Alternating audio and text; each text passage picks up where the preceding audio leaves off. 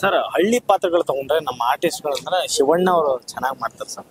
ಆ ಒಂದು ಹಳ್ಳಿ ಪಾತ್ರ ಆಗಿರ್ಲಿ, ಫಾರ್ ಎಕ್ಸಾಂಪಲ್ ನಾನು ನೋಡ್ದಂತೆ ತುಂಬಾ ಚೆನ್ನಾಗಿ ಮಾಡ್ತಾರೆ. ಈಗ ಶಿವಣ್ಣ ಅವ್ರಿಗೆ ಯಾವ ಕತೆ ಬರ್ಕೊಂಡು ಹೋಗಿ ಇದೆಯಾ ಸರ್, ಕತೆ ಏನಾರು ಇದೆಯಾ ಸರ್ ಶಿವಣ್ಣಗೆ? ಇಲ್ಲ, ನನ್ಗೂ ಅದು ಆಸೆ. ಯಾಕಂದ್ರೆ ರಾಜ್ಕುಮಾರ್ ಸರ್ ಫ್ಯಾಮಿಲಿ, ಅಣ್ಣವ್ರ ಫ್ಯಾಮಿಲಿ ಯಾರಿಗೆ ತಾನೇ ಇದಾಗಿಲ್ಲ.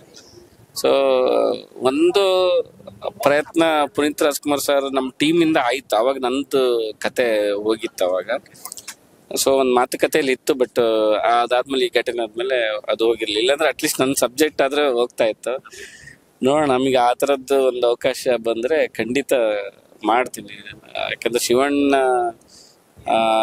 ಅವರು ನೆಲದ ಕತೆಗಳು ಆಗ್ಲೇ ಮಾಡಿ ಹಾಕಿದಾರೆ. ಅವ್ರು ನೋಡಿ ನಾವು ಮತ್ತೆ ರೀಕ್ರಿಯೇಟ್ ಮಾಡ್ತಾ ಇರೋದು.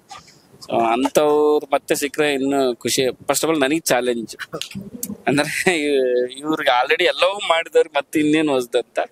ಬಟ್ ಆದ್ರೂ ಆ ಚಾಲೆಂಜ್ ತಗೊಂಡು ಆ ಒಂದು ಖುಷಿಲಿ ಮಾಡೇ ಮಾಡ್ತೀನಿ. ಅವ್ರು ಸಿಕ್ಕರೆ ನೋಡೋಣ. ಮತ್ತೆ ಅಂದ್ರೆ ಈಗ 1 by 1 ಪ್ರಯತ್ನ ಮಾಡ್ತಿದ್ದೀನಿ, ಎಲ್ಲರಿಗೂ ಒಂದು ಮಾಡ್ಕೊಂಡು ಹೋಗೋದು ಅಷ್ಟೇ.